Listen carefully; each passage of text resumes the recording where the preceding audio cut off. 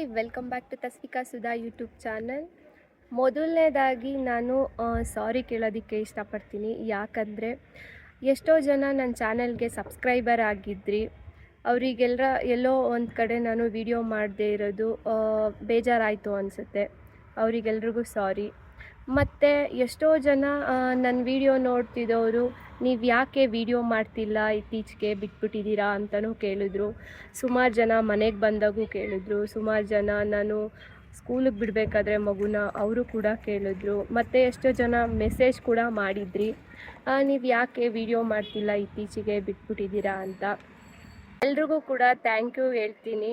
ಯಾಕಂದರೆ ವಿಡಿಯೋ ಇಷ್ಟ ಆಗಿದ್ದಕ್ಕೆ ನಮ್ಮ ಮೇಲೆ ಒಂದು ಕನ್ಸರ್ನ್ ಇರೋದ್ರಿಂದ ಅವರೆಲ್ಲರೂ ಯಾಕೆ ಮಾಡ್ತಿಲ್ಲ ಅಂತ ಕೇಳಿದ್ರಿ. ಅಂಥವ್ರಿಗೆಲ್ರಿಗೂ ತುಂಬಾ ಥ್ಯಾಂಕ್ಸ್.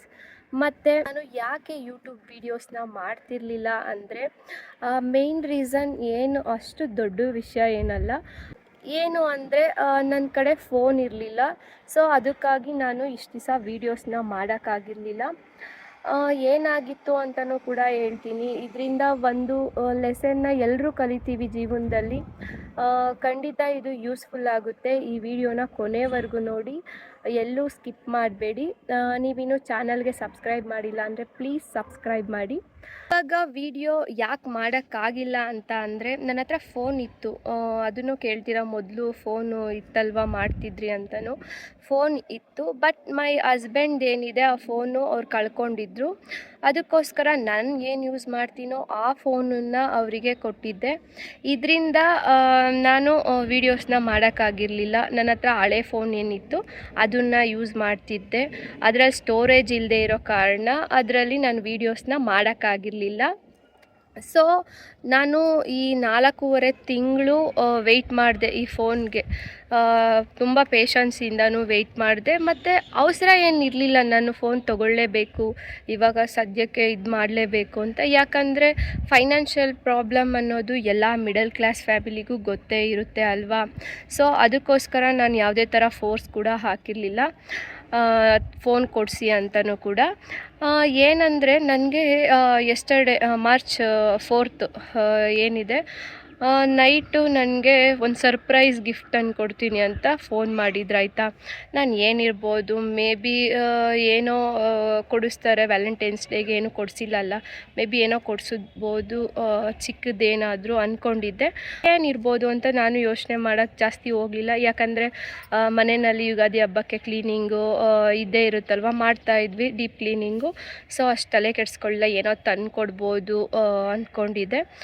ನೈಟು ಬಂದರು, ಮನೆಗೆ ಬಂದು 9:30 ಆಗಿತ್ತು ಅವ್ರು ಬರೋ ಅಷ್ಟರಲ್ಲಿ. ಆಲ್ರೆಡಿ ಊಟ ಕೊಟ್ಟೆ, ಊಟ ಮಾಡಿದ್ರು. ನಾನು ಏನು ಗಿಫ್ಟ್ ಅಂತ ಅಷ್ಟು ಕೇಳೋಕ್ಕೂ ಹೋಗಲಿಲ್ಲ.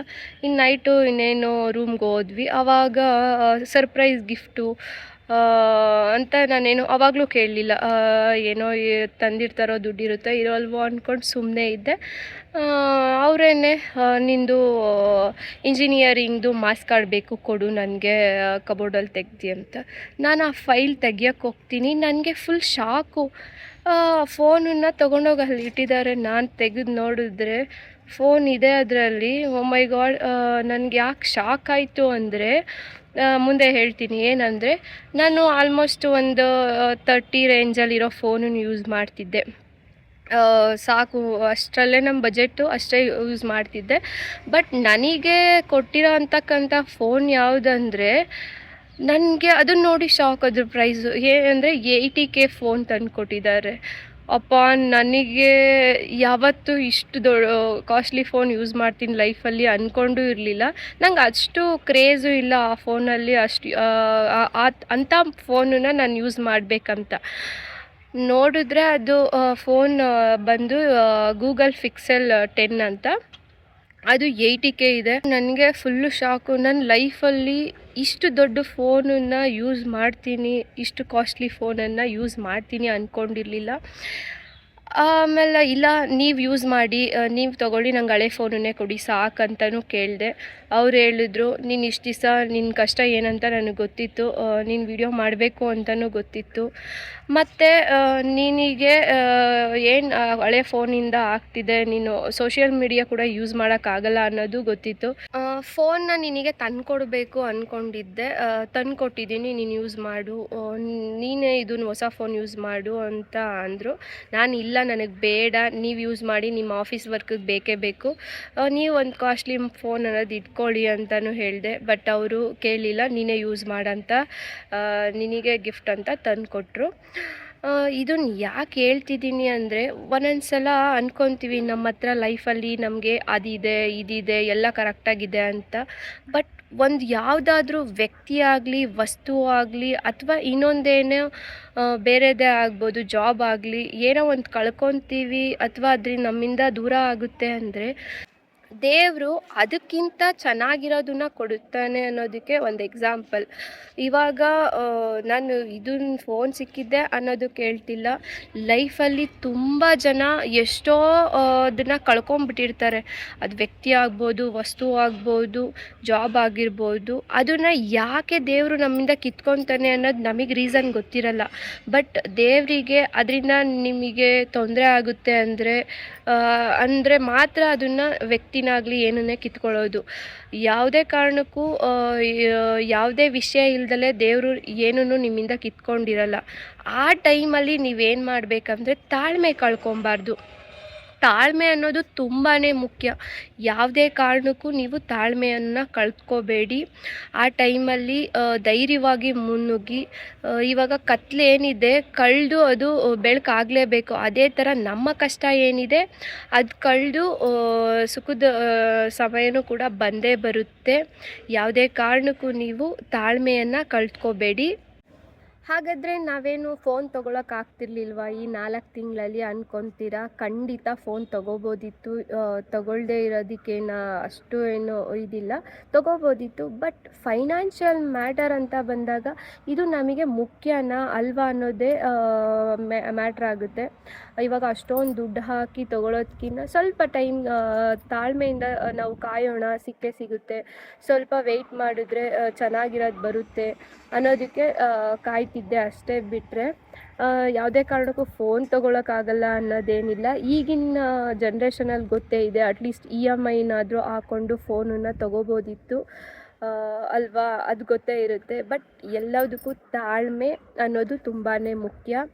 ಮತ್ತು ಯಾವ ಟೈಮಲ್ಲಿ ನಾವು ಹಣನ ಇನ್ವೆಸ್ಟ್ ಮಾಡಬೇಕು, ಈ ಟೈಮಲ್ಲಿ ನಮ್ಮ ಹತ್ರ ದುಡ್ಡಿದೆಯಾ ಇಲ್ವಾ ಅನ್ನೋದೇ ಮ್ಯಾಟ್ರ್ ಆಗೋದು. ಸ್ವಲ್ಪ ಗಾಳಿಗೆ ಕಣ್ಣೀರು ಬೇರೆ ಬರ್ತೈತೆ ಅಷ್ಟೇ ಅನ್ನೋದೇ ಮುಖ್ಯ ಆಗೋದು. ಅದಕ್ಕೋಸ್ಕರ ಎಲ್ರೂ ಕೂಡ ಯಾವಾಗ ಇನ್ವೆಸ್ಟ್ ಮಾಡಬೇಕು ದುಡ್ಡನ್ನ, ಮತ್ತು ಯಾವ ಟೈಮಲ್ಲಿ ನಾವು ಏನನ್ನು ಮಾಡಿದ್ರೆ ಒಳ್ಳೆಯದು ಅನ್ನೋದನ್ನು ಸ್ವಲ್ಪ ಯೋಚನೆ ಮಾಡಿ ಯಾವುದೇ ನಿರ್ಧಾರವನ್ನು ತಗೊಬೇಕು.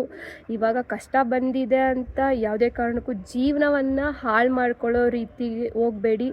ನಿಮ್ಮ ಜೀವನ ಎಷ್ಟೋ ಜನಕ್ಕೆ, ಅಂದರೆ ನಿಮ್ಮ ತಂದೆ ತಾಯಿ ಮಕ್ಕಳು ಅವರೆಲ್ಲರೂ ನಿಮ್ಮನ್ನ ಚೆನ್ನಾಗಾಗೋದನ್ನು ನೋಡ್ತಿರ್ತಾರೆ. ಅದಕ್ಕೋಸ್ಕರ ಹೇಳ್ತಿರೋದು, ಯಾವುದೇ ಕಾರಣಕ್ಕೂ ಜೀವನವನ್ನು ಅಂತ್ಯ ಮಾಡ್ಕೊಳ್ಳೋದಕ್ಕೆ ಹೋಗಬೇಡಿ.